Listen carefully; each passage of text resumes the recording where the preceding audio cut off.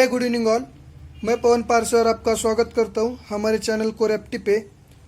हम profit and loss का chapter start कर चुके हैं। पिछले लेक्चर में हमने बहुत सारी इम्पोर्टेंट कंसेप्ट और जो उसमें हम यूज करने वाले concept, selling price, cost price, profit क्या होता है, लॉस क्या होता है, डिस्काउंट क्या होता है, सब हम पिछले लेक्चर में देख चुके हैं। तो अब हम स्टार्ट करने जा रहे हैं प्रॉब्लम से। प्रॉब्लम क्या बोलता है? A man incurs 10% loss by selling a pen for ₹90. At what price should the pen be sold to earn 20% profit? जैसा कि हमने अभी तक पढ़ा है, कोई भी क्वेश्चन सॉल्व करने से पहले हम क्वेश्चन को ध्यान से पढ़ते हैं। अब इस क्वेश्चन में दिया क्या है? A man incurs 10% loss by selling a pen for ₹90. First line में देखिए, एक शॉपकीपर है या फिर मैन है जिसको 10% लॉस होता है एक पेन 90 रुपीज़ में सेल करने के बाद। मतलब यहाँ पर देखिए, जो 90 है वो कॉस्ट प्राइस नहीं है, सेलिंग प्राइस है। बहुत सारे स्टूडेंट मिस्टेक कर देते हैं इस 90 को कॉस्ट प्राइस लेके। तो होगा यहाँ पर a man incurs 10% loss by selling a pen for ₹90। मतलब शॉपकीपर एक पेन 90 रुपीज़ में सेल करता है तो उसको 10% का लॉस होता है। और हमें पूछा क्या है? At what price should the pen be sold to earn 20% profit. मतलब हमें ये पूछा है कि हम कितने रुपीज़ में उस पेन को सेल करें ताकि शॉपकीपर का या फिर वो मैन का 20% का प्रॉफिट हो। ओके, अब हम क्वेश्चन को तो समझ लिए, और हमने एक बार क्वेश्चन को समझ लिया तो हमारा 50% से ऊपर प्रॉब्लम यहाँ पर ही सॉल्व हो जाता है। अब देखिए यहाँ पर हमें क्वेश्चन से क्या क्या पता चला। 10% लॉस है, सेलिंग प्राइस पता चल गई, और हमें प्रॉफिट कितना चाहिए वो भी पता चल गया। अब हम जाते प्रॉब्लम की ओर, आंसर की ओर। यहाँ पर क्या है? Here loss is equals to 10%। Okay, यहाँ पर हमें लॉस कितना दिया है? 10%। तो 10% को हम फ्रैक्शन में कितना लिख सकते हैं? 1/10। करेक्ट, 1/10।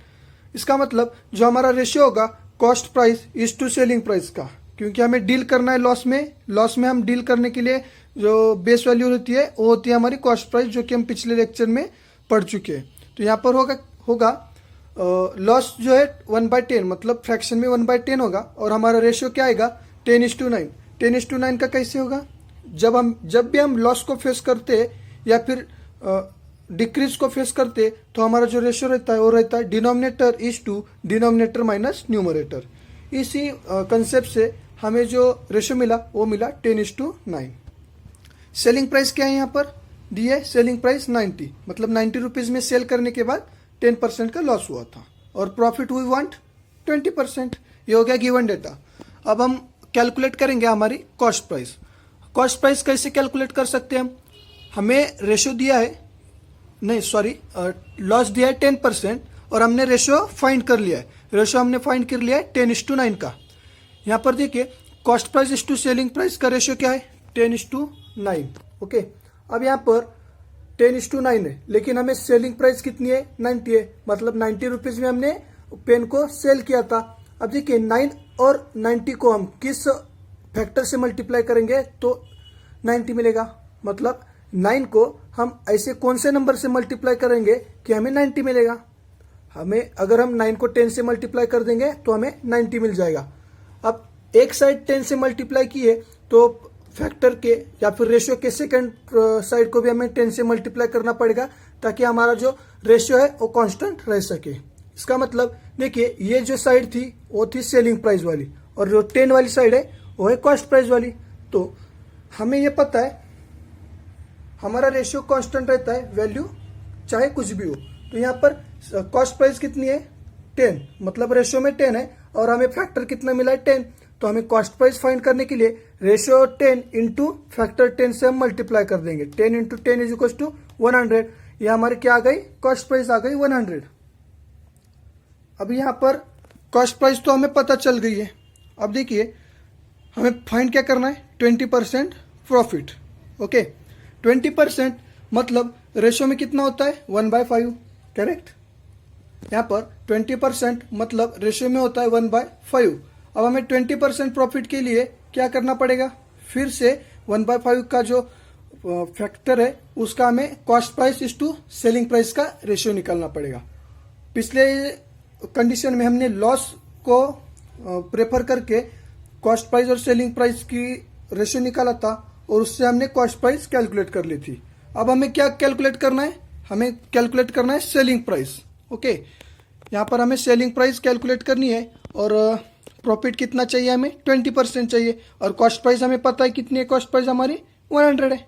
ओके, तो अब हमें यहाँ पर रेशियो क्या मिलेगा, ratio of cost price is to selling price is equals to 5:6। 5:6 कैसे आया, जब भी हमें प्रॉफिट होता है या फिर परसेंटेज इंक्रीज होता है तो हमारा जो रेशियो होता है वो होता है denominator is to denominator plus numerator, मतलब 5:5 + 1 दैट इज 5:6।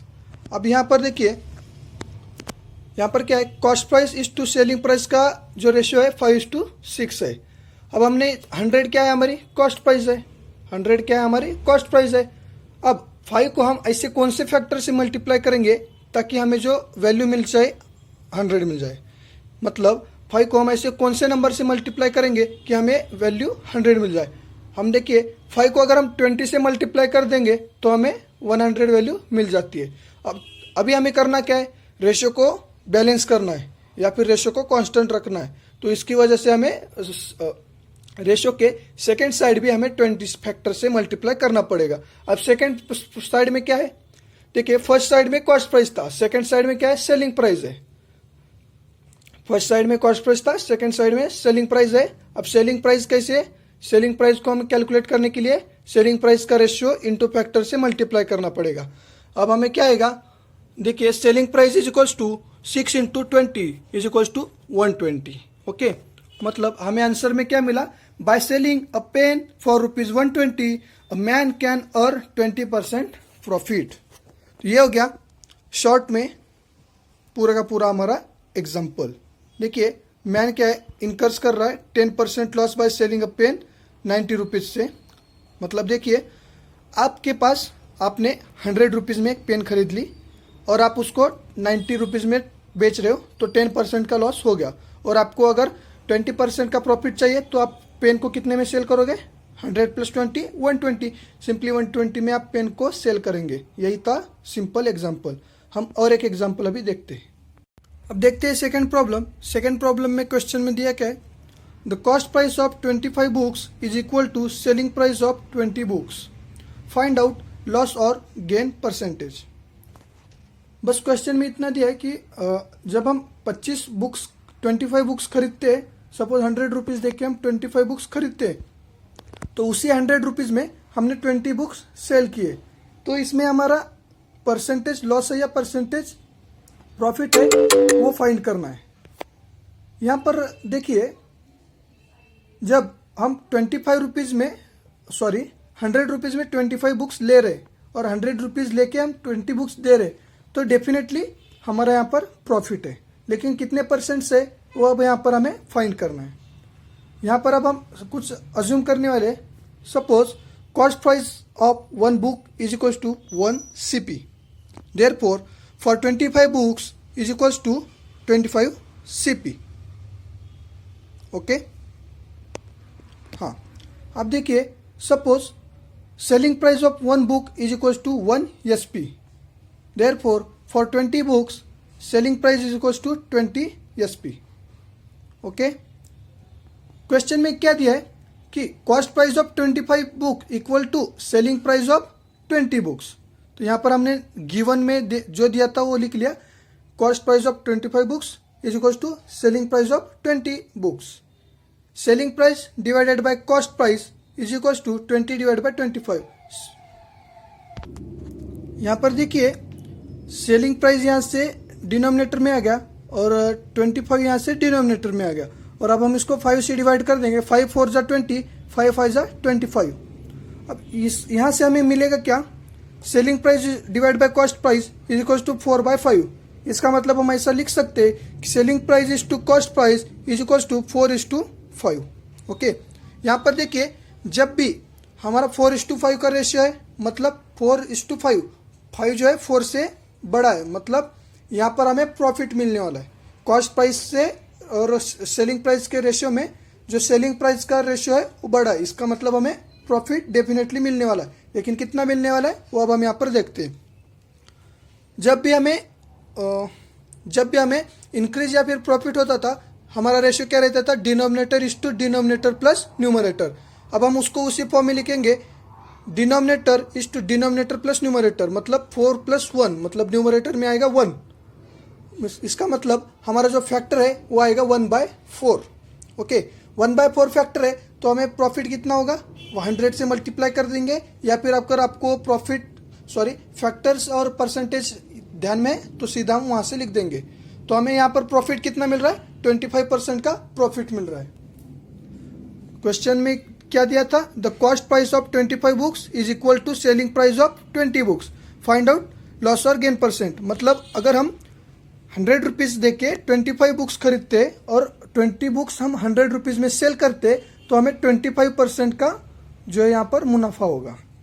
तो ये था एक इजी सा एग्जाम्पल। अगर आपको ये वीडियो अच्छा लगा होगा तो लाइक करना।